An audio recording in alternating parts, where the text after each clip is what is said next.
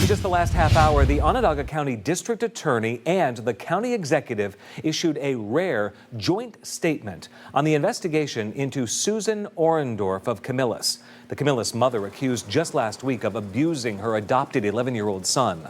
Both the district attorney's office and the county executive say there is not much they will say about the ongoing investigation. County Executive Ryan McMahon says his team is fully cooperating with the DA's office, saying in part, "While I have many questions of my own and am limited at this time from saying anything further publicly, I want to assure the community that my administration is fully committed to making sure this tragedy is not repeated." We're told a report will be released publicly at the end of the investigation. This joint statement by the DA and the county executive comes after our own reporting revealed at least 2 people who say they reported abuse in this case to Child Protective Services long before the mother was arrested. The I-Team's Connor White is with the Live Buy in Camillus right now. Well, first, Michael, we have an update on the victim's condition. We spoke with the Onondaga County Sheriff's Office. He says that the child is back at school and is doing well after being released from the hospital. As for those who made reports to CPS, they say that the agency failed this alleged victim. We spoke with the head of the Health and Human Services Committee on the Onondaga County Legislature. She says that while that is possible, she's waiting to see what the DA's investigation ultimately uncovers before passing judgment. Investigators say a mother violently abused her adopted son since at least 2017 in this Camillus home. 3 community members, 2 waitresses, and a daycare provider tell CNY Central they have tried to get him help for years. The bottom line is it's a bad situation, but we don't have all the facts yet. Onondaga County Legislator Peggy Chase says she's been in talks with County Children and Family Services. She says she's waiting for more details to determine if the agency failed the alleged victim. Our staffing levels are still low. According to an Onondaga County spokesperson, there are 120 caseworkers on staff with 16 vacant positions. It's a number that has improved over the past year, according to the county. Unfortunately, it is a matter of what they hear or see. Colleen Merced is the executive director at the McMahon Ryan Child Advocacy Center. The case that you're speaking of is a horrible case, and it's one case in our county of hundreds. She said she couldn't comment further on the situation in Camillus, but in general, given current laws, it's difficult for caseworkers to remove a child from a home. We need to, as a community, as a society, fight for stronger rules and laws that help victims and support survivors. 72% of the time, state data shows that caseworkers do not report having enough evidence to warrant further action when they receive a report of suspected abuse. If somebody feels like a child's being abused and nothing's happening, they need to continue to speak up and have a voice for that child. Merced and Legislator Chase are urging people to continue to make calls to CPS and eventually law enforcement if they feel that they suspect that there is abuse going on. Despite the county executive's limited comment this evening, they have yet to respond to direct inquiries as to how many calls to CPS were placed in this case over the past years. Reporting in Camillus, I'm Connor White. Well, the joint statement from the county executive and the district attorney doesn't say anything specifically about the scope of the investigation. It's truly limited in that regard, right? Truly nothing for the time being. It seems to just be an acknowledgement, of course, that they are looking at it, something that we would expect anyway. We have made direct inquiries as to really specifics here, and a spokesperson for the county has told me over the past couple of days that they will absolutely comment when they feel that it is appropriate when the investigation is over, but say they're not going to do that while the investigation is ongoing. Michael. It's worth remembering that in Oswego County, when the spotlight was on Child Protective there, an outside entity was demanded to be brought in. That's not the case in Onondaga County, at least at this point.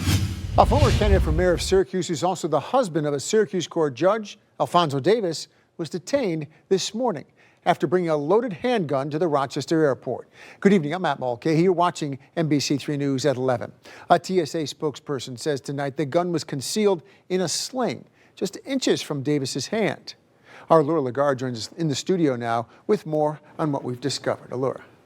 Matt Davis, who was most recently vying for a Syracuse Common Council seat, claims that he forgot that the gun was in his possession and is facing 2 criminal charges. This comes after he voiced his opinions to us that a convicted criminal could not hold a common council seat. Around 4 Tuesday morning, a man was arrested for bringing a loaded gun to the Frederick Douglass Greater Rochester International Airport. That man was Alphonso Davis, the husband of Syracuse City Court Judge Felicia Pitts Davis.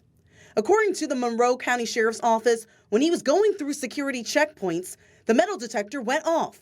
It revealed that he was carrying a 9mm handgun loaded with 14 bullets at the TSA checkpoint that was in a sling inches away from his hand.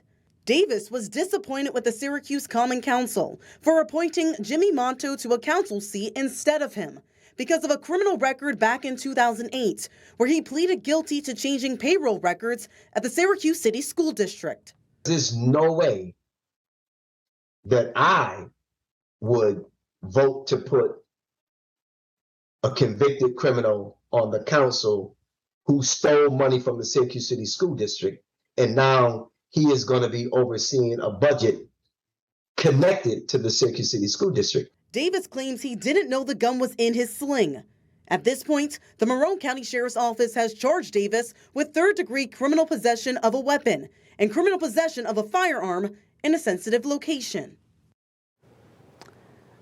According to the Sheriff's Office, Davis is still in the Monroe County Jail awaiting arraignment in Rochester City Court.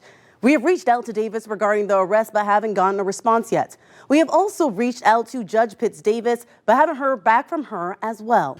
Well, the Dome has seen significant upgrades over the past few years, including air conditioning and a new roof. It was all part of a $118 million investment plan. They also received $20 million from the state, some of which will go towards new seating. There is one issue, despite the money, that fans are consistently complaining about: the sound system. Samantha Croston is live in studio with new information for us tonight. Sam? Well, since we ran a story on this days ago, there have been a number of fans reaching out to CNY Central across all of our platforms, echoing a similar sentiment. The quality of the JMA wireless sound system has to be improved. Terrible, horrendous, atrocious, and muffled. These are the words that fans are using to describe the sound system in the Dome, and it's negatively impacting their experience in a few ways. One season ticket holder told us earlier in the week that he can't hear some of the on-field referee calls, forcing him to turn to Twitter to find out what actually happened. Another says the overall experience would be a lot more exciting and create a better home field advantage for the team if that sound system was better. And multiple people saying the sound system issues extend beyond the football field, explaining how they had issues hearing at both the Elton John concert and Monster Jam. Well, today the university provided us with a statement saying, in part, we are constantly making enhancements to the fan experience at the Dome and have recently made significant investments in this facility. In addition to upgrading the infrastructure, the next phase of renovations includes a complete reseating of the venue and the construction of an on-site and publicly accessible event facility. Audio inside the stadium is also very important to us, and we are constantly working to improve the quality of the sound within the stadium. The university also saying in their statement tonight that they encourage fans to reach out to them directly, and if necessary, they'll go to your seat to make the adjustments to their system whenever they can.